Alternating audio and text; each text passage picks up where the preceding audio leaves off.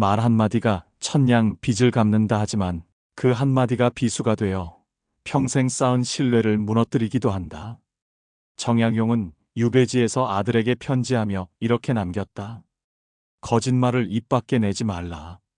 작은 허물도 결국 마음을 더럽힌다. 낱말은 새가 듣고 반말은 쥐가 듣는 법. 특히 노년의 말은 가볍게 뱉을수록 더 무겁게 돌아온다. 억울해도 떠벌리지 말고 원망스러워도 함부로 말하지 마라. 정약용 자신도 18년의 유배 세월 동안 억울함을 세상에 호소하지 않았다.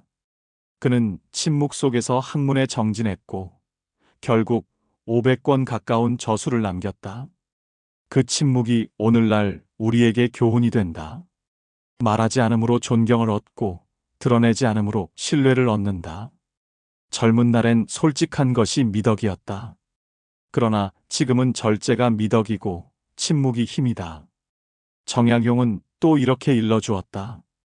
억울함을 떠벌리면 스스로 수치를 키울 뿐이다. 덕 있는 자는 묵묵히 견딘다. 오늘 우리가 함께 살펴볼 주제는 이것이다. 나이 들수록 말하지 말아야 할 7가지. 가까운 사이일수록 왜 더 조심해야 하는지, 어떤 말이 관계를 무너뜨리는 지뢰가 되는지, 그리고 어떻게 말 한마디로 존경받는 어른이 될 수 있는지를 다산의 지혜를 빌려 하나씩 짚어보겠다. 첫 번째 말, 우리가 무심코 내뱉는 말 가운데 가장 위험한 것이 있다. 너는 틀렸다. 이 한마디가 오랜 벗의 마음을 단숨에 멀어지게 한다. 사람 사이에서 특히 조심해야 할 주제가 있다. 정치 이야기, 종교 이야기, 그리고 자녀를 키우는 방식이다. 내가 옳다고 말하는 순간 상대는 곧바로 내가 틀렸다고 느낀다. 이 낙인은 작은 사과로는 좀처럼 지워지지 않는다. 정약용은 억울한 죄로 유배에 있으면서도 자신의 신념을 말로 강요하지 않았다. 그는 이렇게 남겼다.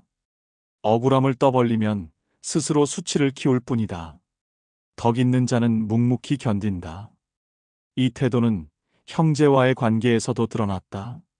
둘째 형 정약전이 흑산도에서 물고기를 연구하며 자산어보를 집필할 때 정약용은 유배지에서 편지를 보내 형의 학문을 높이 평가했다. 신념이나 방법의 차이를 두고 다투지 않고 서로의 노고를 존중하며 학문으로 이어간 것이다. 그는 또 이렇게 일렀다. 형제 간의 다툼은 가문을 무너뜨린다. 작은 양보가 큰 화목을 만든다. 말은 이렇게 가까운 이에게 더 조심해야 한다. 정치적 성향, 종교적 신념, 자녀 교육의 방식은 그 사람의 평생이 쌓여 이룬 뿌리와 같다. 그 뿌리를 부정하는 말은 곧 그 사람의 자존감을 무너뜨린다. 한 번이라도 당신은 틀렸다 하고 말하는 순간 상대는 본능적으로 방어적으로 바뀌고 마음의 문을 닫는다. 그 이후에는 어떤 설명도 귀에 들어가지 않는다. 그러므로 단정하지 말고 강요하지 마라. 정약용이 형제와 나눈 것처럼 존중과 배려가 먼저다. 대신 이렇게 말해보라. 세상이 참 복잡해졌습니다. 각자 나름대로 애쓰고 계시겠지요. 저도 아직 배울 게 많습니다. 설득보다 이해를, 가르침보다 공감을 택하라. 그것이 관계를 지키는 지혜다. 두 번째 말, 자녀에 관한 말이다.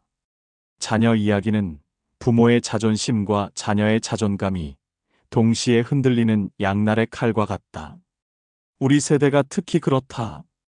1950년대, 60년대에 태어나 자식 하나, 둘을 위해 평생을 바쳤다. 내 꿈은 미루고, 내 즐거움은 접고, 오직 아이 교육에 모든 것을 쏟아부었다. 그래서 자녀가 잘 되면 내 인생이 빛나고, 자녀가 잘 안 되면 내가 잘못한 것처럼 느껴진다.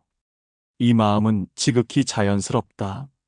그러나 요즘 우리 애가로 시작하는 한마디는 위험하다.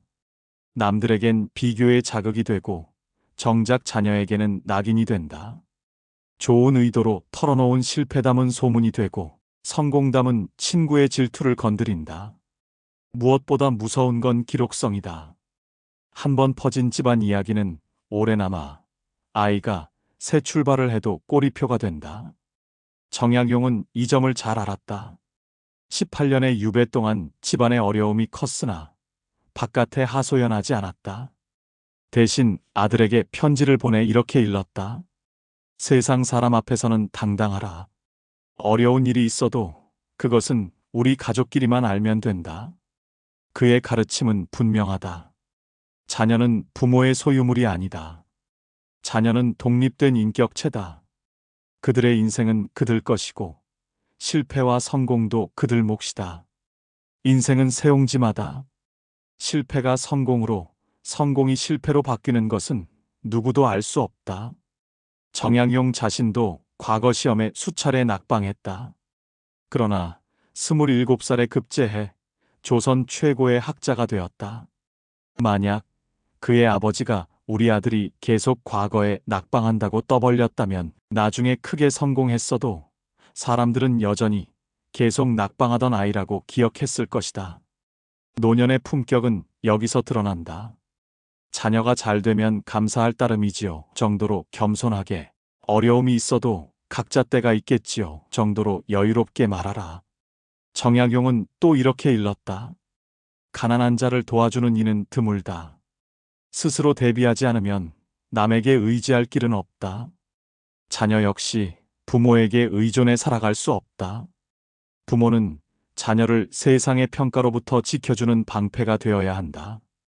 결국 우리가 해야 할 일은 단순하다. 자녀의 실패를 세상의 구경거리가 되지 않게 막는 것. 자녀의 성공을 과시의 도구로 만들지 않는 것. 그것이 진짜 어른의 모습이다. 세 번째 말은 돈 이야기다. 이만큼 관계를 해치기 쉬운 주제도 드물다.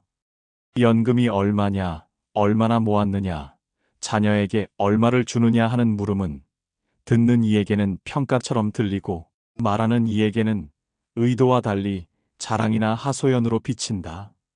그래서 돈 이야기는 관계를 곤란하게 만들고 때로는 서로를 멀어지게 한다. 정약용 역시 유배 시절 경제적으로 몹시 어려웠다. 그러나 그는 가난을 무기 삼지 않았다. 남에게 동정을 구하지도 않았고 그렇다고 부끄러워하지도 않았다. 그는 아들에게 이렇게 일렀다. 가난을 숨기지도 말고 가난을 무기로 삼지도 말라. 품위를 잃지 말라. 다사는 돈을 입에 올리기보다 다른 화제를 골랐다. 편지에는 오늘 읽은 책이 참 좋았다. 마을 아이들에게 글을 가르쳤다. 계절이 참 아름답다는 기록이 남아있다. 형편은 어려웠지만 화제는 학문과 일상, 자연과 사람들에게로 돌렸다. 그 안에서 그는 스스로의 품격을 지켰다. 우리도 마찬가지다. 돈 자랑을 할 필요도 없고 없는 형편을 굳이 드러낼 필요도 없다. 대신 화제를 돌려라. 요즘 어떤 책을 읽고 계십니까? 가족이 건강해 고맙습니다. 계절이 참 아름답습니다. 이런 말은 누구에게나 편안하고 관계를 더 따뜻하게 만든다. 정약용이 가르친 지혜는 분명하다. 돈으로 자신을 드러내지 말고 말의 무게를 지켜라. 가난을 두려워하지 말고 부를 과시하지 마라. 대화의 중심을 삶의 기쁨과 배움, 그리고 나눔으로 돌려라. 그것이 노년의 품격을 지키는 길이다. 네 번째 말은 건강 이야기다. 나이가 들면 누구나 여기저기 불편한 곳이 생긴다. 그래서 모임에 나가면 혈압 수치가 몇이다. 무릎이 아프다. 하는 말이 자연스레 오간다. 건강이 가장 중요한 나이니 당연한 일이다. 그러나 이런 대화가 길어질수록 처음엔 위로였던 말이 점점 피로로 바뀐다. 이야기가 병원 차트처럼 변하면 우리는 스스로를 환자의 자리에 가두게 된다. 정약용도 마찬가지였다. 그는 유배지에서 몸이 불편해 글을 오래 쓰지 못할 만큼 쇠약할 때가 있었다. 하지만 편지에 병세를 적는 대신 마음을 다잡는 가르침을 남겼다. 몸이 약해도 뜻을 세우면 배움은 이어진다. 병에 끌려가면 병이 주인이 된다. 병을 탓하지 않고 오히려 학문과 성찰에 무게를 두었던 것이다. 우리도 그 지혜를 본받아야 한다. 병명을 나열하는 대신 작은 회복의 경험을 나누는 것이다. 아침 햇살을 받으며 걸으니 마음이 한결 가볍다. 새로운 취미를 시작했더니 하루가 즐겁다. 이런 말은 대화를 따뜻하게 만들고 듣는 이도 편안하게 한다. 상대에게도 긍정의 언어를 건네라. 오늘 얼굴빛이 밝으시네요. 무슨 좋은 일 있으셨습니까? 이 한마디로 대화의 공기는 달라진다. 건강관리 자체는 의사와 상의하면 된다. 그러나 사람들과 나눌 말은 삶의 기쁨이어야 한다. 웃음과 감사가 오가는 자리에서 오히려 몸은 활력을 얻는다. 검사 수치에 매달리기보다 오늘 할 수 있는 일들에 마음을 두라. 그 순간 우리는 환자가 아니라 여전히 살아가는 사람으로 의미 있게 존재한다. 이것이 다산이 몸소 보여준 태도이며 노년의 품격을 지키는 길이다. 다섯 번째 말은 가족 갈등 이야기다. 우리 며느리가 말이야. 사위가 영 마음에 안 들어. 동생이 부모님 재산을. 이런 말 한마디가 집안 전체를 흔든다. 우리 세대가 겪는 어려움이 있다. 전통적 효의 개념과 현대적 개인주의의 충돌, 함께 살기와 독립해 살기의 차이, 손자 교육에 대한 관점 차이. 이런 갈등은 자연스럽다. 그러나 문제는 이것을 밖으로 내놓는 순간 시작된다. 집안의 일이 소문이 되고 사실은 과장되며 끝내는 당사자의 귀에까지 들어간다. 발 없는 말이 천리를 간다는 말이 괜히 나온 것이 아니다. 정약용도 가족과의 갈등에서 같은 지혜를 보였다. 18년의 유배 동안 집안에는 어려움이 많았다. 그러나 그는 가족사를 외부에 드러내지 않았다. 종이가 없어 아내의 치마폭에 글을 남겼다는 하피첩 이야기는 유명하다. 집안의 근심을 밖에서 풀지 않고 글로 길을 잡아주려 했던 것이다. 그는 이렇게 말했다. 가족의 허물을 밖에서 말하는 것은 가족을 두 번 상처 입히는 일이다. 그렇다면 어떻게 해야 할까? 거짓으로 꾸밀 필요는 없다. 다만 시시콜콜한 사정을 드러내지 않는 절제가 보호막이 된다. 지금은 집안일을 정리하는 중입니다. 이 한마디면 충분하다. 바깥의 위로는 잠깐이고 흔적은 오래 남는다. 진짜 해결은 집안에서 해야 한다. 풀어낼 자리는 울타리 아니다. 먼저 감정을 가라앉히고 마주 앉아 상대 말을 끝까지 들어라. 내가 그렇게 느꼈구나. 이 짧은 한 줄이 마음의 문을 연다. 비난 대신 나는 이런 점이 힘들었다 하고 현재의 어려움만 전하라. 가족 회의를 한다면 규칙을 정하라. 한 번에 한 주제, 말 끊지 않기. 스스로 풀기 어렵다면 가족 상담의 도움을 받아도 좋다. 정약용이 그랬듯 울타리 밖의 말은 줄이고 울타리 안의 대화는 차분히 늘려라. 말이 밖으로 흘러 상처를 키우지 말고 안에서 천천히 다스려라. 그 길만이 오래가는 평안을 만든다. 가족은 세상에 드러낼 허물이 아니라 스스로 지켜야 할 근본이다. 여섯 번째 말은 남의 험담이다. 강진의 한 모임에서 정약용은 사람들이 사람과 짐승을 번갈아 흠잡는 말을 듣고 있었다. 그는 잠자코 술잔만 돌리다가 정자 곁에 바위를 가리키며 이렇게 말했다. 하루 종일 흠을 잡아도 화내지 않는 건 저 바위뿐이요. 나는 저 바위에게도 칭찬만 했소. 그 일화로 인해 그 정자는 바위마저 칭찬한다는 뜻의 품석정이라 불리게 되었다. 다산의 뜻은 분명하다. 남의 허물을 말하는 것은 쉽다. 그러나 덕 있는 자는 칭찬을 먼저 한다. 험담은 순간의 시원함을 줄 수 있다. 그러나 듣는 이는 속으로 이렇게 생각한다. 저 말투라면 언젠가 내 얘기도 저렇게 흘러가겠지. 결국 험담은 상대의 평판보다 내 말의 품격을 먼저 깎는다. 공동체 안에서 신뢰는 가장 빨리 무너지고 본의 아니게 피하고 싶은 사람이 되어버린다. 정약용은 이렇게 가르쳤다. 군자는 의를 좇고 소인은 이익을 좇는다. 이익을 따지며 남을 헐뜯는 말은 소인의 태도다. 군자는 덕을 세우되 칭찬으로 사람을 이끈다. 그렇다면 우리는 어떻게 해야 할까? 첫째, 당사자가 없는 말은 삼가라. 지금 이 말을 그 사람 앞에서도 할 수 있을까? 스스로에게 물어라. 그 질문 하나만으로도 입은 닫히고 마음은 가라앉는다. 둘째, 험담의 기류가 감지되면 이렇게 덧붙이라. 그분도 사정이 있겠지요. 짧은 한 줄이면 대화의 온도가 바뀐다. 셋째, 꼭 무언가를 말해야 한다면 다산처럼 장점을 먼저 말하라. 칭찬은 평가가 아니라 가능성에 대한 신뢰다. 답답한 마음은 일기장에 두고 입 밖으로는 덜 내보내라. 말은 곧 내 얼굴이고 내 품격이다.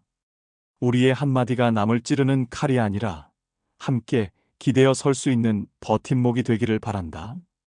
일곱 번째 말은 과거 자랑과 후회다. 내가 젊었을 때는 말이야. 우리 때는 달랐지. 이런 말은 쉽게 입에 오르내린다. 그러나 들을수록 지금의 나는 공허해 보이고 젊은 세대에게는 비교와 잔소리로만 남는다. 왜 그럴까? 우리는 전쟁과 가난을 견디며 산업화와 민주화를 온몸으로 살아낸 세대다. 그 길 자체가 한편의 드라마였으니 말이 길어질 수밖에 없다. 그러나 그 말이 길어질수록 듣는 이는 또 옛날 이야기네 하고 고개를 돌린다. 과거에 매달릴수록 현재의 나를 약하게 만드는 역설이 일어나는 것이다. 정약용 역시 화려한 과거가 있었다. 27살의 과거에 급제해 벼슬길에 올랐고 조정의 총애를 받았다. 그러나 억울한 누명으로 유배를 당했을 때 그는 옛 영광을 곱씹지 않았다. 대신 그 나이에 새로운 길을 열었다. 목민심서, 흠음신서, 경세유표 같은 책들은 모두 유배지에서 태어났다. 그 사람들이 오늘날 기억하는 건 젊은 날의 관직이 아니라 나이 들어서도 꺾이지 않고 남긴 새로운 실천이다. 다사는 이렇게 말했다. 지나간 일은 다시 묻지 마라. 마음은 오늘에 두어라. 과거는 발판이지 짐이 아니다. 우리도 마찬가지다. 좋은 경험은 오늘의 나를 키운 자양분으로 감사히 품으면 된다. 후회되는 일들은 오래 붙잡아 두기보다 그 교훈을 오늘의 선택에 적용하면 된다. 그럴 때마다 삶은 한 단계씩 새로워진다. 결국 중요한 것은 과거에 머무는 게 아니라 지금 이 순간을 어떻게 살고 있느냐다. 오늘의 작은 계획 하나, 새로운 시도 한 가지, 누군가의 말을 더 잘 들어주는 태도, 이 작은 걸음들이 어제를 지탱하고 내일을 열어준다. 과거는 든든한 기둥이다. 그러나 우리가 살아가는 집은 오늘이다. 정약용이 유배지에서 미래를 써내려간 것처럼 당신의 이야기도 아직 끝나지 않았다. 가장 아름다운 장은 바로 지금 쓰이고 있으니 말이다. 지금까지 함께한 이 7가지는 우리에게 말하지 말라는 금기가 아니다. 속이라는 것도 아니고 외면하라는 것도 아니다. 그보다는 말의 무게를 알고 때와 장소, 사람의 마음을 살펴 신중히 전하라는 삶의 지혜다. 진짜 힘은 절제에서 나오고 진짜 지혜는 때로 침묵에서 비롯된다. 생각나는 대로 모든 순간마다 말할 필요는 없다. 침묵은 단순히 말을 아끼는 것이 아니다. 불필요한 말은 줄이고 꼭 필요한 말은 더 깊게 새기는 힘이다. 잠시 멈춘 한마디가 화를 막고 삼킨 한마디가 평안을 지킨다. 정약용이 유배지에서 원망을 드러내지 않고 수백 권의 책을 남긴 것도 그 침묵 속에서 길러낸 힘이었다. 만약 그가 억울함을 세상에 토해냈다면 우리는 그를 탄식하는 죄인으로만 기억했을 것이다. 그러나 다사는 묵묵히 펜을 들었고 지금까지도 지혜로운 스승으로 살아있다. 우리는 100세 시대에 살고 있고 앞으로도 수십 년의 인생 이막이 남아있다. 그 시간을 어떤 마음으로 누구와 함께 보낼지는 사실 말 한마디에 달려있다. 다산이 보여준 태도처럼 불필요한 말은 줄이고 필요한 순간의 말은 무겁게 남겨라. 그 침묵 속에서 우리는 더 깊은 사람으로 성숙하고 더 따뜻한 관계를 이어갈 수 있다. 말을 줄이는 건 소심함이 아니다. 그것은 오히려 가장 큰 배려이고 존중의 태도이다. 오늘 하루 조금 덜 말하고 더 웃어라. 당신의 침묵이 곧 지혜가 되고 곁에 있는 사람에게는 큰 위로가 될 것이다. 여러분은 오늘 이야기에서 어떤 장면이 가장 마음에 남으셨습니까? 당신의 경험과 지혜, 그리고 따뜻한 생각을 댓글로 나눠주십시오. 그 한마디가 누군가의 마음을 토닥이는 위로가 될지도 모릅니다. 오늘의 이야기가 마음에 닿으셨다면 주변의 소중한 분들과 함께 나누어 주시기 바랍니다. 그리고 구독과 좋아요로 이 채널을 응원해 주신다면 저에게는 큰 힘이 됩니다. 여러분의 평온한 하루와 건강을 진심으로 응원합니다. 오늘의 이야기는 여기까지입니다. 끝까지 함께 해주신 여러분, 진심으로 감사합니다.